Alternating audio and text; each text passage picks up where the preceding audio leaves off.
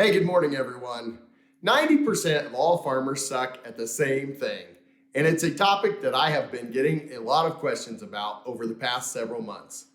People are asking, Matt, how do you make a plan? Or how can planning help me? I never know what the weather is going to do.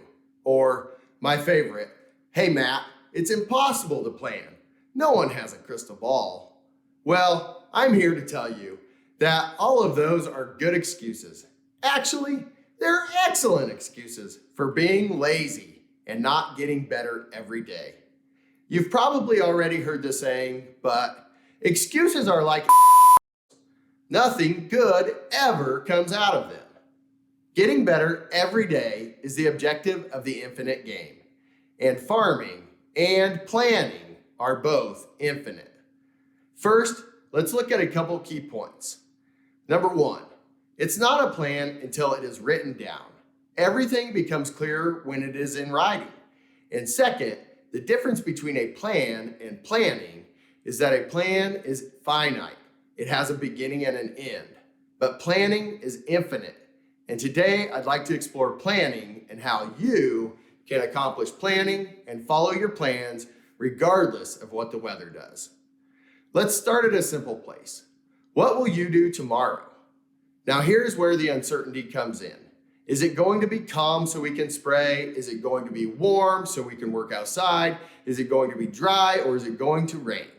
I'm here to tell you the answer to any one of those questions only matters if you are making a plan. If you are planning, you need an answer for all the questions. And while that seems daunting, take a minute and think about it.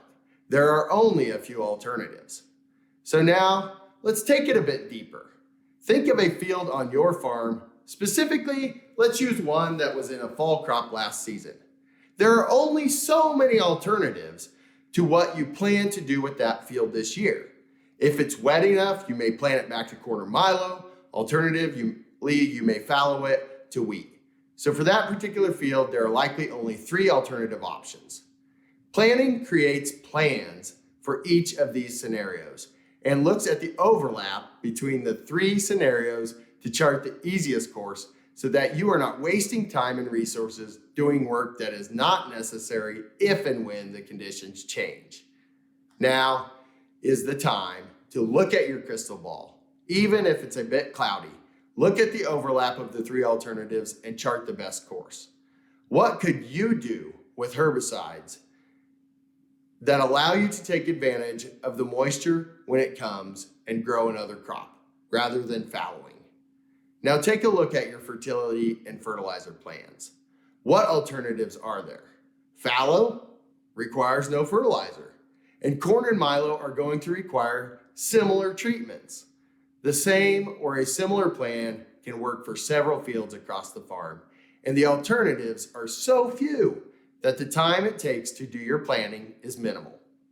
There are 2 reasons that I'm confident that your plan sucks. First, you have a plan, but it's only in your head. And second, you haven't done any planning to overcome the obstacles and chart out the best course for every alternative. When you fail to do your planning, your plan will fail. That's all for today. I'm Matt Long, helping you farm differently.